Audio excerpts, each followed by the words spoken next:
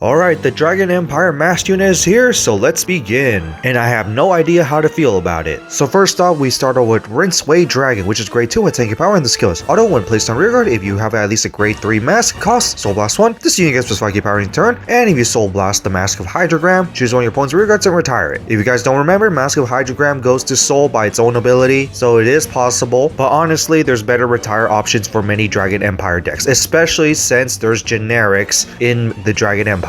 And then we go to Dragon Tree Offshoot Dramble, which is a grade 1 with K power, and the skill is auto when placed on rearguard other than during battle. If you have at least a grade 3 Vanguard, Gandeeva, or Griffle Gila, cost Soul Blast 1, like toss certain cards to your deck to choose up to one Scarlet Flame or Mask of Hydrogram from among them. Discard it, and of course shuffle your deck, and then choose one of your opponent's rearguards and retire it. Very similar to the Sorairon one, where you look at top 7 for similar conditions, except this one lets you retire one of your opponent's rearguards as well. Once again, there is some use for this, especially for the setup play, and the extra retire can be nice. And then we go to Dragon Tree Reg Toriki Omrud, which is a grade 2 with taking power, and it's basically the Mask of Hydrogram Searcher. When placed on rearguard, use Energy Blast 3 for that. And the second skill is just like the other one, where you can counterblast 1 and bind this unit to basically choose one of your rearguards without Dragon Tree markers to put the Dragon Tree marker on it, and look at top 7 cards of your deck for one Mask or Griffle Gila from among them, and put it to your hand. And of course, if you look from deck from this ability, while you have one or less cards with the same name, bind. Once again, run these depending on the deck, but definitely prefer these considering that it's the energy instead of counterblast and soul blast, although would still use counterblast for the extra mass search, but it is personal preference depending on the deck.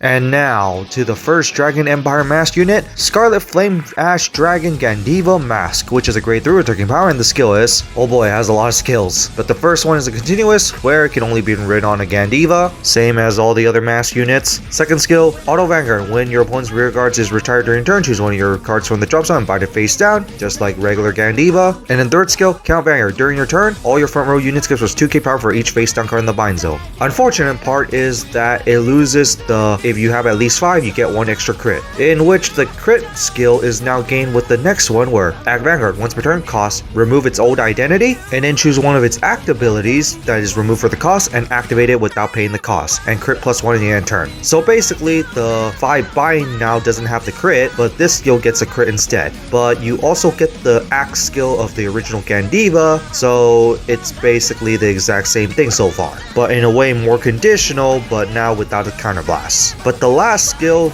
maybe can actually say it's an improvement, where Act Vanguard, once per turn, costs Soul Blast 1, choose one of your opponent's rearguards and retire it, and if you do not retire, draw a card. So one thing you can do with the last skill is literally Soul Blast the Gandeeva, and then use the third skill to remove its old identity of Gandeeva, so you can actually do more retire. It is something you can do, and of course it can increase your buying count depending on scenario. The only thing is, it's not entirely much better than the original Gandeeva, considering that it's almost exactly the same thing. The crit plus 1 is now lost for the power gaining skill, and instead it's more restricted. But the last skill, which is a new added skill to basically Soul Blast and choose one of your opponent's rearguards to retire, is actually not too bad, considering that Gandeeva's skill himself does random retire rather than guaranteed retire. And of course, Soul Blasting 1 also fills up your drop zones for increasing your binds, and in a way also for Gandeeva Mass's remove old identity skill. And of course, just like Gandeeva, if you could not retire anything, you inherit the extra bonus skill, and in this case is drawing a card, and you can do it twice because of the inherited Gandeeva skill as well. So I can say that this isn't entirely much better. I still don't know how to feel about it. I'm not going to say it's complete ass, especially for the fact that you can do 2 retire skills in 1 turn with its own 1 card. The only thing I kind of wish is that the extra crit is still inherited by the original power gaining skill, because that 1 extra crit pressure is actually also what makes Gandeeva very powerful.